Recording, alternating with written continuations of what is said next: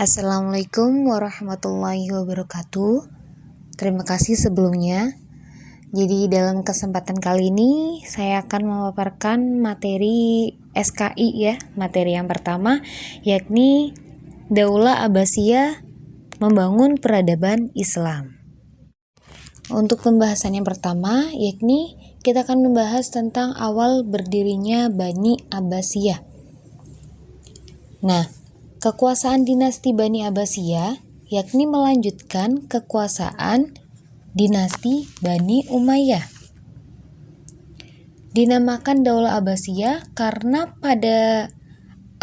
para pendiri dari penguasa dinasti ini adalah keturunan Abbas, paman Nabi Muhammad SAW. Nah, dinasti Abbasiyah sendiri didirikan oleh Abdullah Aswafa bin Muhammad bin Ali bin Abdullah bin Al-Abbas. Nah, beliau juga khalifah pertama dari pemerintahan ini. Dan kekuasaannya berlangsung dalam rentang waktu yang sangat panjang ya. Dari tahun 132 Hijriah atau 750 Masehi sampai 656 Hijriah atau 1258 Masehi. Jadi selama dinasti ini berkuasa, pola pemerintahan yang diterapkan itu berbeda-beda sesuai dengan perubahan politik, sosial, dan budaya. Jadi dalam hal ini ketika dinasti Umayyah berkuasa, Bani Abbas telah melakukan beberapa usaha nih buat memperebutkan kekuasaan.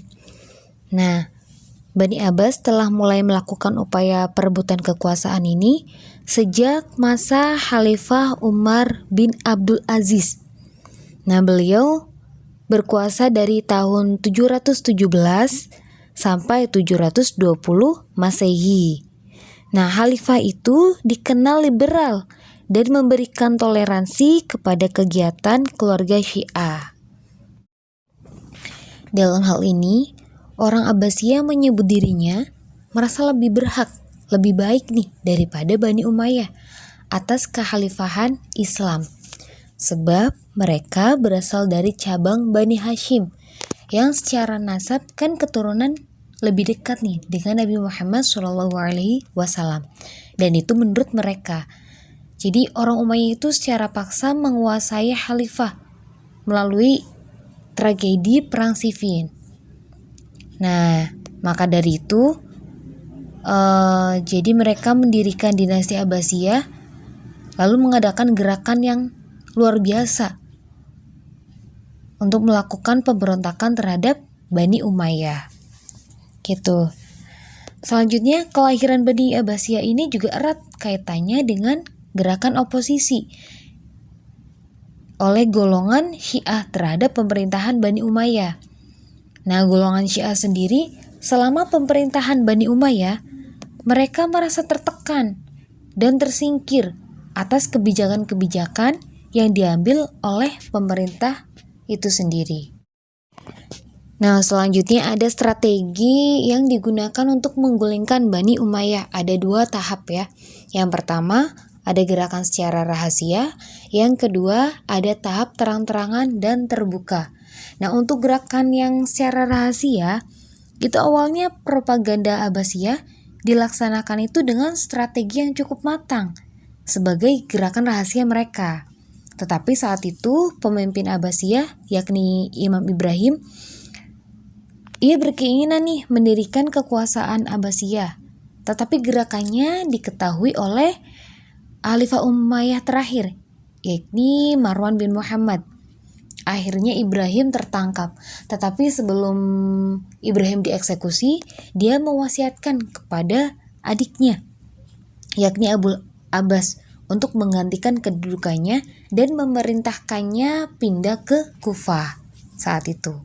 Dan yang kedua ada tahap terang-terangan dan terbuka secara umum.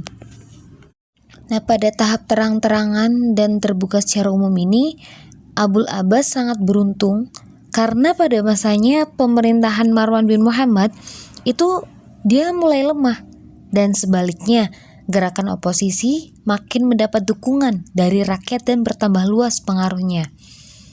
Nah, ini kan menjadikan semangat Abu Abbas untuk menggulingkan Khalifah Marwan bin Muhammad dari jabatannya. Dia itu mulai semangat karena kondisi Marwan bin Muhammad telah lemah. Nah, akhirnya terjadilah pertempuran antara pasukan yang dipimpin oleh Khalifah Marwan bin Muhammad, dan pertempuran itu dimenangkan oleh Abu Abbas. Jadi Marwan bin Muhammad tewas pada saat itu. Selanjutnya kita akan bahas tentang sebab-sebab runtuhnya dinasti Umayyah. Yang pertama itu figur amir atau khalifah yang lemah. Nah, jadi kehidupan bangsawan Bizantium yang serba mewah dan jauh dari gaya hidup Islami mempengaruhi gaya hidup keluarga Bani Umayyah. Nah, hal ini menyebabkan figur khalifah menjadi figur yang lemah. Yang kedua, hak istimewa bangsa Arab Suriah. Di sini, Bani Umayyah sendiri telah membentuk aristokrasi militer Arab nih, yang menjadi jantung kekuatan militer Bani Umayyah sendiri.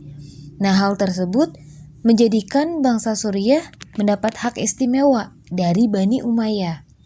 Yang ketiga, ada pemerintahan yang tidak demokratis dan korup.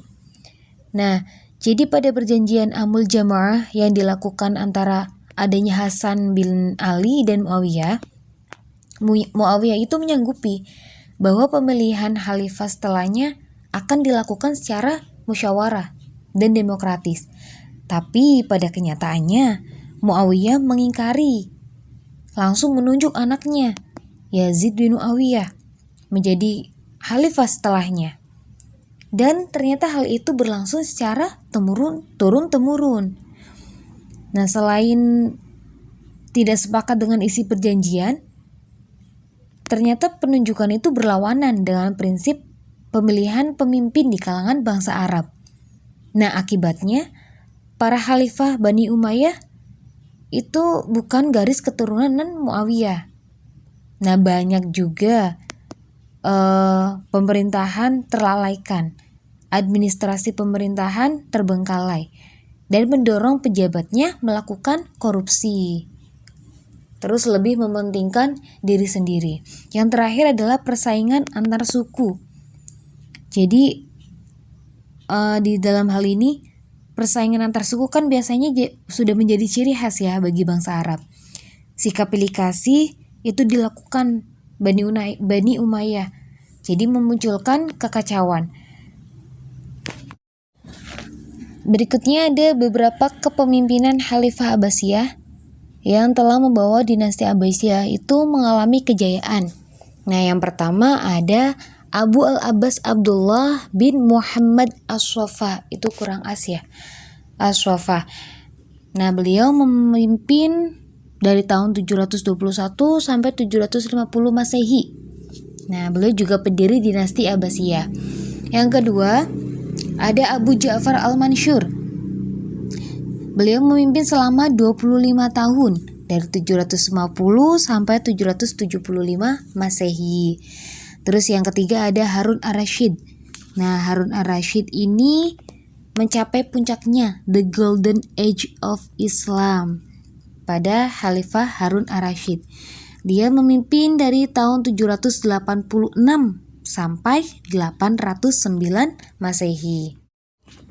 Yang keempat ada Al-Ma'mun ar-Rasyid. Beliau memimpin dari tahun 813 sampai 833 Masehi. Terus selanjutnya ada Al-Mu'tasim. Nah, Al-Mu'tasim ini memimpin dari tahun 833 sampai 842 Masehi.